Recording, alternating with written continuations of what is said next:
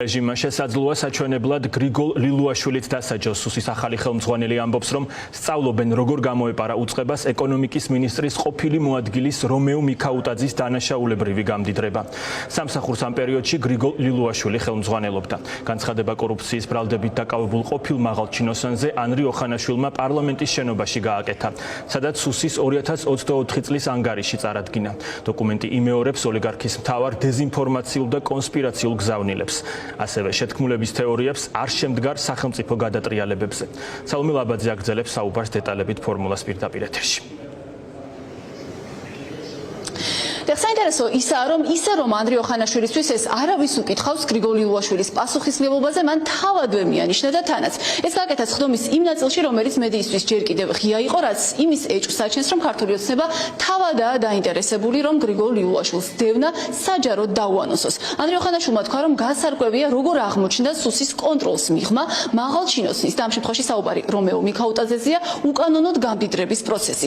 სუსის უფროსი კი სადავო პერიოდში იყო სწორედ გრიგოლ ლილუაშვილი. თუმცა სხდომის დასრულების შემდეგ ოხანაშვილმა ამ თემაზე სახელებითა და გვარებით საუბარი არ ისურვა, მან თქვა მხოლოდ ის, რომ გამოძიება ყველა მიმართულებით გრძელდება. მოიცავს თუ არა გამოძიება ლევან დავითაშვილის პასუხისმგებლობის გარკვევასაც, ანუ მივა თუ არა საქმე ეკონომიკის უკვე ყოფილი მინისტრის პასუხისმგებლობის გარკვევამდე. ჩვენ ეს შეკითხვაც დავუსვით ანრი ოხანაშვილს, რადგან იმ დროს, როცა რომეო მიქაუტაძე იყო ეკონომიკის მინისტრის მოადგილე, მინისტრის პოსტს იკავებდა სწორედ ლევან დავითაშვილი, რომელიც სხვათა შორის დღეს მაყურებელმა უკვე იცის, რომ ქართულმა ოცნებამ ჩამოაქვეითა კიდეც და ირაკლი კობახიძის კაბინეტის შემადგენლობიდანაც გაიყვანა. არც ამ ნაწილში სულ სახელებითა და გვარებით საუბარი ანრი ოხანაშვილს, თუმცა ის აღნიშნავს, რომ გამოძიება მიმდინარეობს ყველა მიმართულებით და არ არის გამორიცხული, რომ რომეო მიქაუტაძის შემდეგ ბრალდებულების სკამზე აღმოჩნდნენ სხვა ყოფილი მაღალჩინოსნებიც.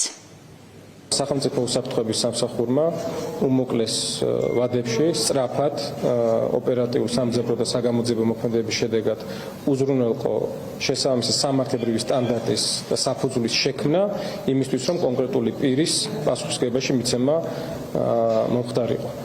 გამოძიება არ დასრულებულა, ეს მხოლოდ გამოძიების დასაწყისია. შესაბამისად, ბევრი რამ შეიძლება კიდევ გამოვლინდეს.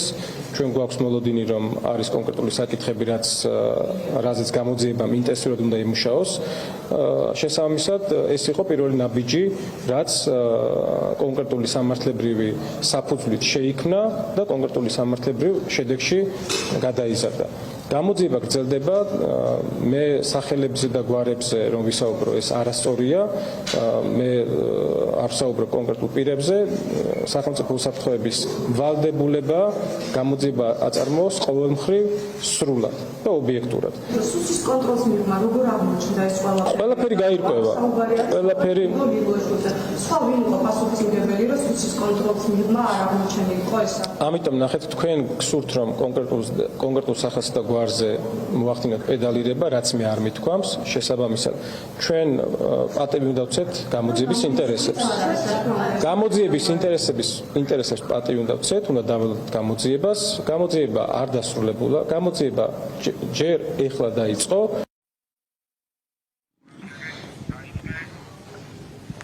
ამის შემდეგ ჩვენ მოვისმინეთ ანრი ოხანაშვილის პირველი კომენტარი გიორგი ბაჩიაშვილის სკანდალურ ბრალდებაზეც, რომლის შესაბამისადაც ოხანაშვილი პირადად მონაწილეობდა ბაჩიაშვილის საქართველოში დაბრუნების ოპერაციაში, რასაც თავად ოლიგარქის ყოფილი ფინანსისტი მის გატაცებას უწოდებს. ბაჩიაშვილის ამ ბრალდებას ანრი ოხანაშვილი უწოდებს აბსურდულს, ზღაპარს და აღნიშნავს, რომ საზოგადოებამ უნდა ირწმუნოს სუსის მიერ გავრცელებული თავდაპირველი ვერსია, რომლის შესაბამისადაც სახელმწიფო უსაფრთხოების სამსახურმა მიიღო ოპერატიული ინფორმაცია იმის შესახებ, რომ ბაჩიაშვილი მოbrunda საქართველოს საზღვართან და ის დაიჭირა სწორედ ამ საზღვართან მოსეირნე. ამასთან ოხანაშვილი აღნიშნავს, რომ ეს გამოძიება უკვე ჩაბარებული აქვს პროკურატურას და თუ რაიმე კითხვები იარსებებს მისი მისამართით, ის მზად არის, რომ ამ შეკითხვების საპასუხოდ ოცნების პროკურატურაში მივიდეს.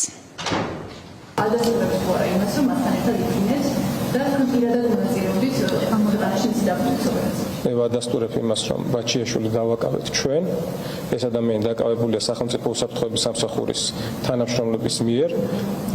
ჩვენ გავატარეთ ყველა ის ოპერატიული სამძებრო ღონისძიება, რაც ამ ადამიანის დაკავებისთვის იყო საჭირო. კრიმინალი არის მოთავსებული პენიტენციურ დაწესებულებაში, მან ჩაიდინა უკანონო შემოსავლის ლეგალიზაცია, ეს არის დანაშაული, რომელიც ევროკავშირის წევრ ქვეყნებში ძალიან მკაცრად ისჯება, ამიტომ ნიველირება მის მიერ ჩადენილი დანაშაულის არ ვფიქრობ, რომ სწორია. ჩვენი პასუხისმგებლობა იყო და მე ამაყება, რომ შევძელით და ჩვენ ეს ადამიანი დავაკავეთ და მოვათავსეთ იქ, სადაც მისი ადგილია. ამ პირთან დაკავშირებით გამოძიებას აწარმოებს პროკურატურა, მათ შორის მართალია ზღაპრებთან, მაგრამ მის ამ განცხადებასთან დაკავშირებითაც საგამოძიებო პროცესი წარიმართება პროკურატურაში. ამიტომ მე მზად ვარ, რომ ნებისმიერ შეკითხვაზე, მათ შორის რომ დავასრულო, მე მზად ვარ, რა თქმა უნდა, მათ შორის პროკურატურას თუ ექნება შეკითხვები, მივიდე და გავცე პასუხი. და ბოლოს ჩვენ ანდრიო ხანაშვილს შეკითხვა დავუსვით ჩორჩანას საგუშაგოზე და ამ ნაწილში შევახსენეთ თავისი ძველი განცხადებაც, ზუსტად მაშინ, როცა 2019 წელს მიმდინარეობდა ამ საგუშაგოს აგების პროცესი, ხანაშვილი როგორც უმრავლესობის წევრი ამ გადაწყვეტილებას იწონებდა, ახლა კი ის როგორც სუსის უფროსი უერთდება ქართული ოცნების ახალ ბრალდებას გიორგი გახარიას წინააღმდეგ და პარტიის დანარჩენი ლიდერების მსგავსად ამტკიცებს, რომ გახარიას მიერ ამ საგუშაგოს აგება იყო თვითნებური გადაწყვეტილება და არა სხვა უწყებებთან კოორდინაციის შედეგი. ახლა იყო კითხვა იმის შესახებაც აპირებს თუ არა დევნის გამოცხადებას გახარიას წინააღმდეგ სახელმწიფო უსაფრთხოების სამსახური იმ შემთხვევაში თუ ქართული ოცნების ყოფილი პრემიერ-მინისტრი არ მიიღებს საქართველოში დაბრუნების გადაწყვეტილებას, თუმცა ამ ნაწილში ოხანაშვილმა თქვა, რომ ეს არ არის სუსის საქმე და შესაბამისად ის ამ შეკითხვას ვერ უპასუხებს.